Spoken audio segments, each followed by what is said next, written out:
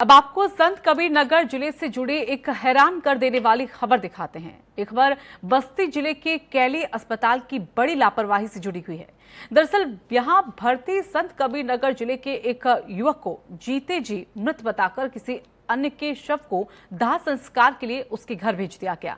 युवक के पिता ने शमशान घाट पर चेहरा देखा तो सन रह गए।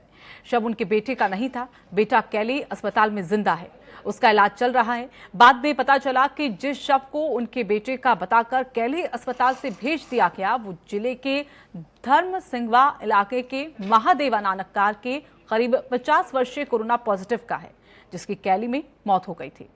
जबकि जिस युवक को अस्पताल प्रशासन ने मुर्दा बता दिया था वो अब भी जिंदा है।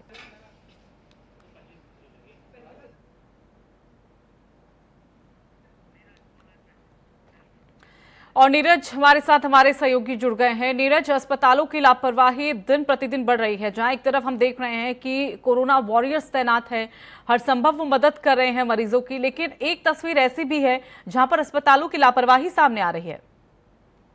जी बिल्कुल, मैं बता दूं कि ये बस्ती के कैली अस्पताल का एक लापरवाही का एक बहुत बड़ा मामला है, जहां पर एक जिंदा युवक को मृतक घोषित कर दिया गया और दूसरे की बॉडी को जो है तो उसके परिजनों को सौंप दे दिया गया। अंतिम संस्कार के दौरान जब परिजनों ने देखा तो पता चला जो व्यक्ति है, जो युवक है, वो उसकी लाश नहीं थी, किसी और व्यक्ति की लाश थी।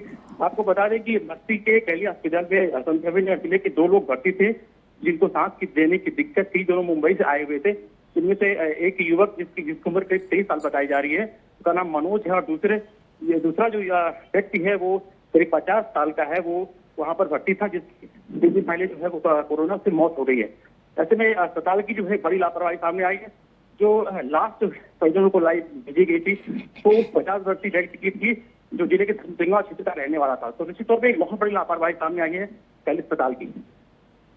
चलिए, धन्यवाद आपका नीरज हमारे साथ जुड़ने के लिए। तो संत कबीर नगर का ये मामला जहां पर बड़ी लापरवाही अस्पताल की सामने आई है, जहां एक जिंदा को मुर्दा साबित किया गया।